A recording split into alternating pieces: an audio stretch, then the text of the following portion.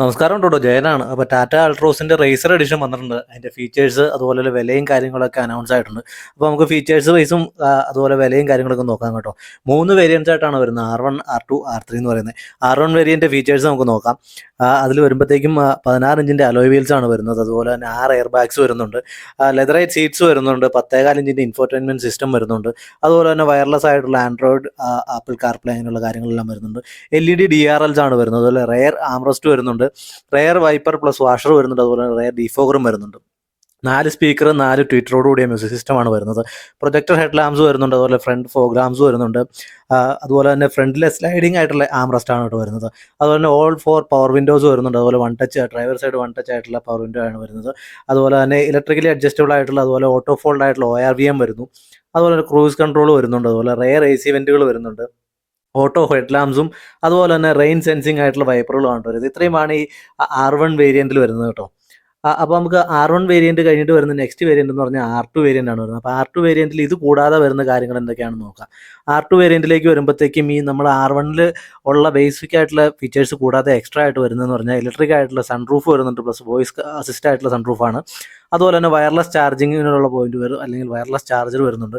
അതുപോലെ തന്നെ 17.78 TFT ക്ലസ്റ്ററാണ് വരുന്നത്, ഇൻസ്ട്രുമെൻറ്റ് ക്ലസ്റ്റർ. ഇൻഫോർടൈൻമെൻറ്റ് ഡിജിറ്റൽ ആയിരുന്നു നമ്മുടെ ഓൾറെഡി ഉണ്ട്. അതുപോലെ തന്നെ ഇൻസ്ട്രുമെൻറ്റ് ക്ലസ്റ്ററും 17.78 ആണ് വരുന്നത്.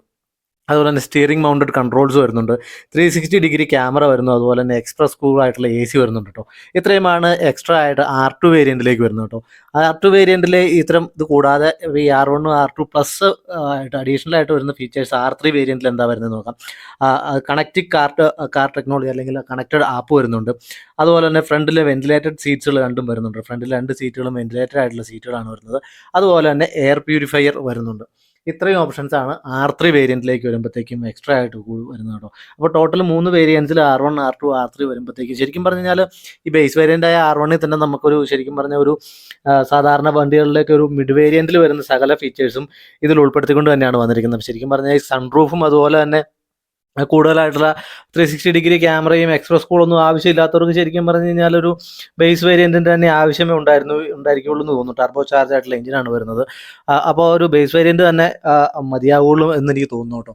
കാരണം ഇത്തരം എല്ലാ ഫീച്ചേഴ്സും, സേഫ്റ്റിയുടെ കാര്യത്തിലും ബാക്കി എല്ലാ ഫീച്ചേഴ്സും ഈ R1 വേരിയൻറ്റിൽ തന്നെ ഉൾപ്പെടുത്തിക്കൊണ്ടാണ് വന്നിരിക്കുന്നത്. ഇനി നമുക്ക് പ്രൈസിൻ്റെ കാര്യത്തിലേക്ക് നോക്കാം. R1 വേരിയൻറ്റ് വരുമ്പോഴത്തേക്കും 9.49 lakhs ആണ് വരുന്നത്. അതുപോലെ തന്നെ R2 വേരിയൻറ്റ് വരുമ്പോഴത്തേക്കും 10.49 lakhs ആണ് വരുന്നത്. അതുപോലെ തന്നെ R3 വേരിയൻറ്റിലേക്ക് വരുമ്പോഴത്തേക്കും 10.99 lakhsലേക്കാണ് കേട്ടോ വരുന്നത്.